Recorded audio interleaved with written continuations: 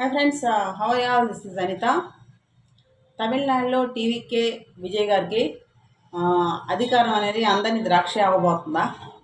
ఈ గత 3 రోజుల పరిణామాలు చూస్తుంటే అదే అనిపిస్తుంది. పూర్తి మెజారిటీ లేకుండా విజయం సాధించడం పార్టీ పరంగా, ఆ మెజారిటీ కోసం ఇతర పార్టీల సహకారాన్ని కోరుతుండటము, గవర్నర్ గారికి పూర్తి మెజారిటీని సమర్పించలేకపోవడం కూడా కారణాలు కనిపిస్తున్నాయి. ఇంతకుముందు రోజుల్లో ఏ పార్టీకి ఎక్కువ మెజారిటీ వస్తే ఆ పార్టీని అధికారం ఏర్పాటు చేయమని గవర్నర్ గారు ఇన్వైట్ చేసేవాళ్ళు. ఇటీవల కాలంలో కొన్ని రాష్ట్రాల ఫలితాలలో బేస్ చేసుకొని సుప్రీంకోర్టు ఇచ్చిన తీర్పుల నేపథ్యంలో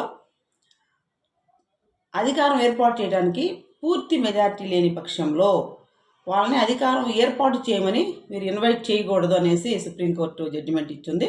ఆ నేపథ్యంలోనే గవర్నర్ గారు విజయ్ గారికి అవకాశం ఇవ్వలేదు. నిన్న ఒకసారి వెళ్ళారు, ఆయనకు వచ్చిన 108 సీట్స్ ప్రూఫ్ చూపించారు.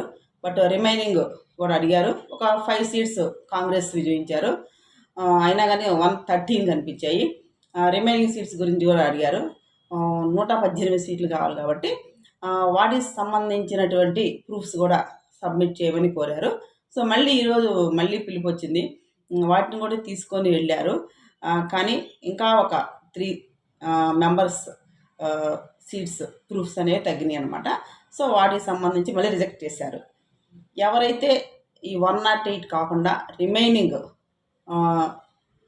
10 సీట్స్ కోసము సపోర్ట్ చేస్తున్నారో వాళ్ళు వ్యక్తిగతంగా లెటర్ రైట్ చేసి సమర్పించాలన్నమాట, ప్రూఫ్స్ లాగా. సో విజయ్ గారికి వచ్చిన 108 సీట్స్లో 107 కన్సిడర్ చేస్తారు. ఎందుకంటే 2 సీట్స్లో ఆయన కంటెస్ట్ చేశారు కాబట్టి. 1 ఈజ్ పెరంబూర్ అండ్ అందర్ 1 ఈజ్ తిరుచేరి. ఈ తిరుచి అనేది రిజైన్ చేయబోతున్నారు. సో 107 అంటే 107 సీట్లలో మాత్రమే టీవీకే పార్టీ విజయం సాధించింది. అతనికి 118 కావాలంటే ఇంకా 11 మంది ఎమ్మెల్యేల సపోర్ట్ కావాల్సి వస్తుంది. సో ఈ నేపథ్యంలో కాంగ్రెస్ అయితే సపోర్ట్ చేసింది. కాంగ్రెస్ సపోర్ట్ చేయడం వల్ల డిఎంకే దుమ్మెత్తిపోస్తుంది. అంటే డిఎంకే, కాంగ్రెస్, కమ్యూనిస్టులు ఇంకా కొన్ని పార్టీలు కలిపి అలయన్స్గా మన ఎలక్షన్స్లో కంటెస్ట్ చేశారు కాబట్టి వాళ్ళ పర్మిషన్ తీసుకోకుండా దూకేసింది. కాంగ్రెస్ వచ్చేసి టీవీకేలో దూకేసింది. రాబోయే పార్లమెంట్ ఎలక్షన్స్లో కొంచెం సపోర్ట్ ఉంటుంది అన్నట్టుగా. సో నాకు ఎప్పటి నుంచో డిఎంకేతో అనుబంధం ఉన్న కాంగ్రెస్ ఎన్నో సందర్భాల్లో డిఎంకే సపోర్ట్ని పార్లమెంట్లో తీసుకున్న కాంగ్రెస్ ఇప్పుడు చెప్పబెట్టకుండా ఈ పార్టీలో దూకేయడంతో వీళ్ళకి మద్దతు ప్రకటించడంలో డిఎంకే కొంచెం కినుకు వహించింది, అంటే కోప్పడింది అనమాట. సో అన్నా డిఎంకే బీజేపీ అలయన్స్లో ఉంది కాబట్టి బీజేపీ మాట దాటి టీవీకేకి సపోర్టు చేయదన్నమాట అన్నా డిఎంకే. మిగతావన్నీ ఊహాగానాలు మాత్రమే.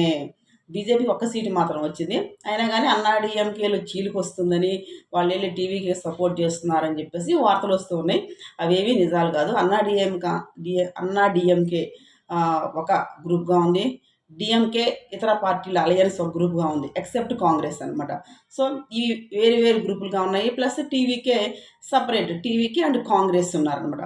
అవి కలుపుకున్నా కానీ 113 ఉన్నాయి. ఇక్కడ ఇంకా కావాలి. సో ఇంకొక 5 సీట్స్ కావాలన్నమాట. వాటి కోసం కమ్యూనిస్ట్స్ అడిగితే కమ్యూనిస్ట్స్ ఇంకా ఆన్సర్ చేయలేదు. ఈ పార్టీల బలాబలాల నేపథ్యంలో రెండవసారి కూడా గవర్నర్ గారు రిజెక్ట్ చేయడం వల్ల ప్రమాణ స్వీకారం అనేది వాయిదా పడింది. సో గవర్నర్ గారు అనుమతిస్తే ప్రమాణ స్వీకారం చేసుకొని రేపు అసెంబ్లీలో బల నిరూపణ సమయంలో బల నిరూపణ చేసుకోలేకపోతే మళ్ళీ రిజైన్ చేయాల్సి వస్తుంది. ఇలా చాలా సందర్భాల్లో కూడా జరిగాయి. ఇటీవల కాలంలో అయితే యడ్యూరప్ప గారు కూడా అలాగే జరిగింది. ఆయన బల నిరూపణ చేసుకోలేకపోయారు. సో అంతకుముందు లోక్సభలో వాజ్పేయి గారు కూడా 1 సీటు తగ్గడం వల్ల రిజైన్ చేయాల్సి వచ్చింది.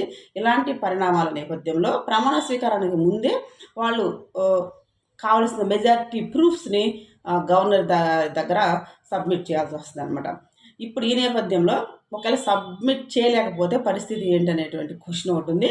సో రాష్ట్రపతి పాలన విధించే అవకాశం ఉంది ఒక 6 మంత్స్. సో ప్రజలకి పూర్తి అవగాహన లేకపోవడం వల్ల రాజ్యాంగం పట్ల అందరికీ అవగాహన ఉండదు. అలాగే రాజ్యాంగం పట్ల అవగాహన ఉన్నవాళ్ళు కానీ, కొంచెం పబ్లిక్ అడ్మినిస్ట్రేషన్ మీద అవగాహన ఉన్నవాళ్ళు కానీ ఇలాంటి అంశాల పట్ల కొంచెం అర్థం చేసుకోగలరు అనమాట. ఎందుకంటే ఇప్పుడు డిఎంకే ఏం చేయలేదు, తను అలయన్స్గా పోటీ చేస్తే తను సపోర్ట్ చేయాల్సిన అవసరం డిఎంకేకి లేదు. బికాజ్ వాళ్ళు ఎన్నికల సమయంలో శత్రువులు అనమాట, మిత్రపక్షాలు కాదు, శత్రుపక్షాలు అని అర్థం, ప్రతిపక్షాలలాగా. సో అన్నా డిఎంకే కూడా సపోర్ట్ చేయదు. మరి అతనికి సీట్లు తక్కువగా వస్తే ఈ పార్టీలు ఏం చేయలేవు కదా. అది ఎవరి తప్పు? ప్రజలు పూర్తి మెజారిటీ ఇవ్వలేదు కాబట్టి ప్రజల తప్పు అని మనం అనలేము. ప్రజలు పూర్తి మెజారిటీ ఇవ్వలేనప్పుడు వీళ్ళు ఏం చేయగలరు? సో అందరూ డిఎంకేని అన్నా డిఎంకేని అంటున్నారు, కానీ వాళ్ళు ఏం చేయలేరు. చివరికి ఒక ఉదార మనసుతో, అంటే ఒక మంచి మనసుతో స్టాలిన్ గారు ఒక నిర్ణయం తీసుకున్నారు. వాళ్ళ అలయన్స్లో ఉన్న కమ్యూనిస్టులు కానీ ఇతర పార్టీలు ఏవైతే ఉన్నారో, మీరు మీకు ఇష్టం వచ్చిన వాళ్ళకి సపోర్ట్ చేసుకోండి, నేను ఎవరిని ఆపను, మీరు వెళ్ళి సపోర్ట్ చేసుకోవచ్చు టీవీకే పార్టీకి అనేసి అనౌన్స్మెంట్ ఇచ్చారు. సో ఇప్పుడు మారే అవకాశాలు ఉంటాయి రాజకీయ పరిణామాలు. అందులో ఉన్నటువంటి కమ్యూనిస్టులు కానివ్వండి, ఇంక ఇతర పార్టీలు వెళ్ళేసి టీవీకేకి సపోర్ట్ చేయవచ్చు. సో ఆ సపోర్ట్ తోటి ఆయన మళ్ళీ రేపేమన్నా లేఖలు వాళ్ళు సమర్పిస్తే తర్వాత ప్రమాణ స్వీకారం చేసి తర్వాత బల నిరూపణ చేసుకునే అవకాశాలు ఉంటాయి. ఇలా చేసినా కానీ ఆ పార్టీ ప్రభుత్వం అనేది దినదిన గండంగానే మారుతూ ఉంటుంది. వాళ్ళందరి కోరికలను తీర్చాలి. ఎవరికి మంత్రి పదవి కావాలంటారు, చాలా చాలా పదవులు కోరుతారు కాబట్టి వాళ్ళకి నచ్చినట్టు చేయాలి. ఎవరికి నచ్చినప్పుడు వాళ్ళు వెనకడుగు వేసే అవకాశం కూడా ఉంటుంది, కొన్ని రోజుల తర్వాత అయినా సరే. సో ఈ నేపథ్యంలో స్టార్టింగ్లోనే కనుక ఎలాగో బీజేపీతో సిద్ధాంతపరంగా మేము వ్యతిరేకిస్తున్నామని ఎలక్షన్స్ ముందు అనౌన్స్ చేశారు, మాకు ఎవరితో పొత్తు వద్దు, మా సిద్ధాంతాలు వేరని చేశారు. ఓకే, అంతవరకు బాగానే ఉంది. ఆఫ్టర్ దట్ అయినా మనకి సెంట్రల్లో ఉన్నటువంటి ఏ పార్టీ ప్రభుత్వం ఉన్నా వాళ్ళతో మనకి వాళ్ళ సహాయ సహకారాలు అనేది ఒక ప్రభుత్వం మనుగడకి చాలా అవసరము. సో ఈ నేపథ్యంలో విజయ్ గారు కూడా కొత్త పార్టీ చాలా పథకాలని మేనిఫెస్టోలో ప్రవేశపెట్టారు. మిగతా 2 పార్టీల కన్నా చాలా చాలా ఖర్చుతో కూడుకున్న సంక్షేమ పథకాలని, వాటిని సంక్షేమ పథకాలను అనలేము. ఎందుకంటే బంగారం ఇస్తాము, పొట్టి చీరలు ఇస్తాము, ఉంగరాలు పెడతాం, ఎన్ని సంక్షేమ పథకాల కిందకు రావు, తాయిలాల కిందకు వస్తాయి. ఈ తాయిలాలన్నీ ప్రకటించారు కాబట్టి వీటన్నిటికీ నిధులు కావాలి కాబట్టి, ఇంకా మిగతా వాటికి కూడా నిధులు కావాలి కాబట్టి అభివృద్ధి కార్యక్రమాలకి వీటన్నిటికీ సెంట్రల్ గవర్నమెంట్ నుంచి సహాయం పొందాల్సి ఉంటుంది. ట్యాక్సుల రూపంలో వచ్చే నిధులు వేరు, ప్లస్ అదనపు నిధుల కోసం మనకు వాళ్ళతో సత్సంబంధాలు అవసరం. ఈ నేపథ్యంలో ముందే కనుక బీజేపీతో ఒక అవగాహనకు వచ్చుంటే, ఇంటర్నల్గా బీజేపీతో అవగాహనకు వచ్చుంటే గంపగొత్తుగా అన్నాడీఎంకే బయట నుంచైనా సపోర్ట్ చేసేది, కొన్నాళ్ళన్నా ఇబ్బంది లేకుండా పార్టీ నడవగలిగేది. ఇప్పుడు చిన్న చిన్న పార్టీలు అన్నీ కలిపి ఒక 20 సీట్స్, ఒక 15 సీట్స్ ఉన్నాయి. వీళ్ళందరినీ కలుపుకొని తీసుకెళ్ళి వీళ్ళు ఎప్పుడు ఎలా బయటకు వెళ్తారో, ఎవరు ఎలా ఇన్ఫ్లుయెన్స్ చేస్తారో అనే టెన్షన్తో గవర్నమెంట్ని మూవ్ చేయాల్సిన సిచ్యుయేషన్ వస్తుంది. బట్ ఇప్పుడు డిఎంకే అలా అనౌన్స్మెంట్ ఇవ్వకపోతే ఇంకా గవర్నర్ పాలన పెట్టాల్సిన పరిస్థితి వస్తుంది అనమాట. సో అది గవర్నర్ పాలన పెట్టడం అంటే కొంచెం మనం అవమానకరంగా కూడా ఫీల్ అవ్వాల్సిన స్థితి రాష్ట్ర ప్రజలు.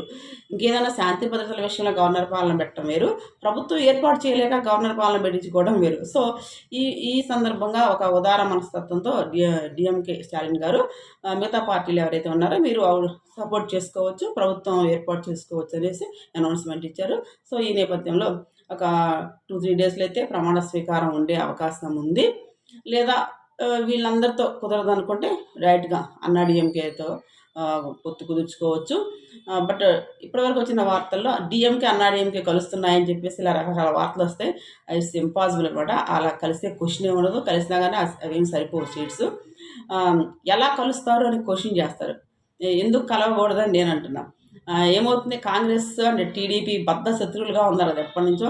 చంద్రబాబు నాయుడు గారు 2019లో వెళ్ళేసి సోనియా గాంధీ గారి ఇంటికి కూడా వెళ్ళి అడిగారు కదా, అలాగే తెలంగాణలో కలిసి పోటీ చేశారు కదా. ఈ రాజకీయ నాయకులకి, రాజకీయ పార్టీలకి శాశ్వత శత్రువులు, శాశ్వత మిత్రులు అంటూ ఉంటారు. వాళ్ళ పార్టీ మనుగడ కోసం వాళ్ళ ప్రభుత్వ ఏర్పాటులో వాళ్ళ అవసరం కోసము ఎవరి సహాయమైనా తీసుకుంటారు. అది ఏ పార్టీ అయినా ఎప్పుడైనా చేయాల్సిన సందర్భం. అంతేగాని కాంగ్రెస్ని విమర్శించడం, ఇక్కడ 5 మెంబర్స్ వెళ్ళేసి జాయిన్ అయ్యారంటే వాళ్ళకి అక్కడ అవసరము. ఫ్యూచర్లో పార్లమెంట్ ఎలక్షన్స్లో టీవీకే ద్వారా కొంచెం లబ్ధి పొందొచ్చని భావించి ఉండవచ్చు. సో అలా కూడా కాంగ్రెస్ సపోర్ట్ చేసి ఉండవచ్చు. ఇప్పుడు కాంగ్రెస్ వెనకాలే డిఎంకే పర్మిషన్తో, అంటే అలయన్స్లో ఉన్నారు కాబట్టి మిగతా వాళ్ళు డిఎంకే పర్మిషన్ అనకూడదు, అనుమతి అని అనకూడదు, ఒక అవగాహన ద్వారా బయటకు వచ్చేసి సపోర్ట్ చేస్తున్నాయి. కాంగ్రెస్ కూడా ఒక 2-3 డేస్ వెయిట్ చేస్తుంటే డిఎంకేతో కూడా సత్సంబంధాలు అనేవి దెబ్బతినకుండా ఉండేవి. కానీ అది జాతీయ పార్టీ, ఒకరి పర్మిషన్ తీసుకోవాల్సిన అవసరం లేదు అనుకొని డైరెక్ట్గా వెళ్ళేసి ఇన్వాల్వ్ అయ్యి, అంటే వాళ్ళు లేఖ రాశారు, విజయ్ గారు లేఖ రాశారంట కాంగ్రెస్కి, అదర్ మిత్రపక్షాలకి సపోర్ట్ చేయమని.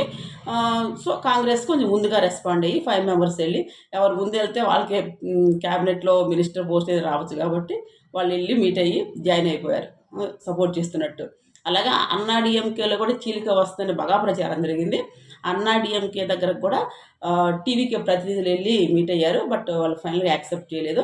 ఎమ్మెల్యేస్ అందరం తీసుకెళ్ళి ఒక రిసార్ట్, పుదుచ్చేరి రిసార్ట్లో పెట్టారు.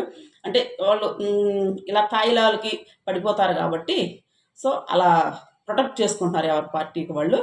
సో ఇక్కడ గవర్నర్ గారు ఆలోచించింది ఏంటంటే, ఇంతకుముందు సుప్రీంకోర్టు ఒక జడ్జిమెంట్లో హార్స్ ట్రేడింగ్ అంటారు దీన్ని. అంటే బల నిరూపణకు ముందే ప్రమాణ స్వీకారం చేస్తే బల నిరూపణ కోసము మనీ ట్రాన్సాక్షన్ జరుగుతాయి, కోర్టుల్లో ఆఫర్ చేస్తారనమాట. మీరు మాకు ఆ రోజు అసెంబ్లీలో బల నిరూపణ సమయంలో మాకు అనుకూలంగా కనుక మీరు సపోర్ట్ చేస్తే కనుక మీకు ఇంత ఇస్తాం అనేసి చాలా చేతులు మారుతుంటాయి అనమాట. ఇవన్నీ లోక్సభలో కూడా చాలాసార్లు వందల కోట్ల రూపంలో చేతులు మారిన సందర్భాలు ఉన్నాయి కాంగ్రెస్ గవర్నమెంట్ యూపీఏ ఉన్నప్పుడు. సో అలాంటి పరిస్థితి ఈ అసెంబ్లీలో ఇలా రాకూడదని ఒక జడ్జిమెంట్లో హార్స్ ట్రేడింగ్ అనే వర్డ్ని యూజ్ చేశారనమాట. బల నిరూపణకు ముందే ప్రమాణ స్వీకారం చేస్తే ఆ బల నిరూపణలో నెగ్గడం కోసము వేరే పార్టీ వాళ్ళని డబ్బులు పెట్టి కొనుక్కుంటారనమాట. ఇలాంటి పరిస్థితి రాకూడదని బల నిరూపణకు ముందే మీకు ఎవరైతే సపోర్ట్ చేస్తున్నారో వాళ్ళకి సంబంధించిన లేఖలు, అంటే అనుమతి కోరుతూ వాళ్ళు సపోర్ట్ చేస్తున్నాము అని చెప్తూ ఇస్తున్న లేఖలు మాకు సబ్మిట్ చేయండి అని కోరటం జరిగింది. దాని ప్రకారమే ఇప్పుడు ఆ లేఖల కోసము ఈ ఎమ్మెల్యేస్ అందరినీ కూడగడుతున్నారు అనమాట. అందుకని ఎవరికి వాళ్ళు ప్రొటెక్ట్ చేసుకున్నారు. సో డిఎంకే కొన్ని అలయన్స్ పార్టీలు ఏవైతే ఉన్నాయో అవి సపోర్ట్ చేసే అవకాశాలు అయితే ఇప్పుడు ఉన్నాయి. వాళ్ళందరూ లేఖలు ఇచ్చిన తర్వాత అగైన్ మళ్ళీ గవర్నర్ గారిని మీట్ అయ్యి ఆ లేఖలు సబ్మిట్ చేసి గవర్నమెంట్ ఫామ్ చేసే అవకాశం అయితే ఒక 2-3 డేస్లో అయితే ఉందన్నమాట. గవర్నర్ గారికి లేఖలు సబ్మిట్ చేసి దాని ప్రకారం ప్రమాణ స్వీకారం అనంతరము ఒక ఫిక్స్డ్ డేట్లో ఒక 1 వీక్ 2 వీక్స్ తీసుకుంటారు. ఈ టైం లోపల ఎమ్మెల్యేలు ఎవరైతే సపోర్ట్ చేస్తామని లేఖలు ఇచ్చారో వాళ్ళ మద్దతుతో అసెంబ్లీలో వాళ్ళు బల నిరూపణ అయితే ప్రూవ్ చేసుకోవాల్సి ఉంటుంది. అలా ప్రభుత్వ ఏర్పాటు అనేది సాఫీగా జరిగిపోతుంది అనమాట. ఇంకా ప్రభుత్వం ఏర్పడిన తర్వాత ఆ డక్కాముక్కీలన్నీ వేరేగా ఉంటాయి, అది దినదిన గండంగానే ఉంటుంది. అందుకని పూర్తి మెజారిటీతో ఫామ్ కాలేకపోయిన ఏ ప్రభుత్వం అయినా సరే చాలా వాటికి లొంగిపోవాల్సి వస్తుంది, కొన్ని డెసిషన్స్ తీసుకోవాల్సి వస్తుంది. బట్ ఈ ఏపీలో అలయన్స్ గవర్నమెంట్ ఉన్నాయి, ఇక్కడ టీడీపీకి ఫుల్ మెజారిటీ ఉంది. సో నో ప్రాబ్లం అనమాట. ఇక్కడున్న అవగాహన వేరు, మెజారిటీ లేనప్పుడు ఇతర పార్టీలతో ఉన్న అవగాహన లేరు. ఇప్పుడు సెంట్రల్ గవర్నమెంట్లో బీజేపీకి ఫుల్ మెజారిటీ లేదు కాబట్టి టీడీపీ ప్రధాన మిత్రపక్షంగా ఉంది. కూడా మెయిన్ సీట్స్ వచ్చింది టీడీపీకి అనమాట. దానికి సపోర్ట్ చేసే మిత్రపక్షాలే. అందుకనే టీడీపీ ఏది అడిగినా కాదనకుండా అక్కడ సపోర్ట్ చేస్తూ రాష్ట్ర అభివృద్ధికి వాళ్ళు సహాయపడుతున్నారు. అలా రాష్ట్ర అభివృద్ధి కోరుకునే వాళ్ళు సెంట్రల్ గవర్నమెంట్తో కొంచెం సత్సంబంధాలు కలిగి ఉండాలి. చంద్రబాబు నాయుడుకి ఈసారి ఎలక్షన్స్ అప్పుడు దాని వాల్యూ తెలిసింది. అదే 2019లో తెలుసుంటే ఆయన భవిష్యత్తు వేరుగా ఉండేది. అప్పుడు రాష్ట్ర అభివృద్ధి కూడా ఎంత వెనకబడాల్సిన పరిస్థితి ఉండేది కాదు. ఇప్పటికైనా రియలైజ్ అయ్యి ఇంకా ఎవరున్నా కానీ సెంట్రల్లో మనం సత్సంబాలు నెలకొల్పుకోవాలి అనే దృక్కోణంలో ఉన్నారన్నమాట. ఒరిస్సా ముఖ్యమంత్రిగా ఉన్న నవీన్ పట్నాయక్ గారు అలా ఉండేవాళ్ళు. ఏ గవర్నమెంట్ ఉన్నా, కాంగ్రెస్ ఉన్నా బీజేపీ ఉన్నా వాళ్ళతో స్నేహపూర్వక ధోరణిలో ఉండి ఒరిస్సాను అభివృద్ధి చేసుకుంటూ ఆయన నియర్లీ ఒక 5 టర్మ్స్ చేశారనుకుంటాను ఒరిస్సా ముఖ్యమంత్రిగా. అలా ఉండేవాళ్ళు అనమాట. దేశం మొత్తం మీద నవీన్ పట్నాయక్ గారు ఒక్కరే ఎటువంటి విభేదాలు లేకుండా సెంట్రల్ గవర్నమెంట్తో ఉండేవాళ్ళు అనమాట. సో ఇలా సెంట్రల్ గవర్నమెంట్తో సత్సంబంధాలు ఉంటూ రాష్ట్ర ప్రభుత్వాన్ని ముందుకు తీసుకెళ్తే చాలా పథకాలు, అలాగే ఆ పథకాలకు కావాల్సిన నిధుల్ని మనం ఆయా రాష్ట్ర ప్రభుత్వాలు పొందగలుగుతాయి అన్నమాట. Thank you for watching this video.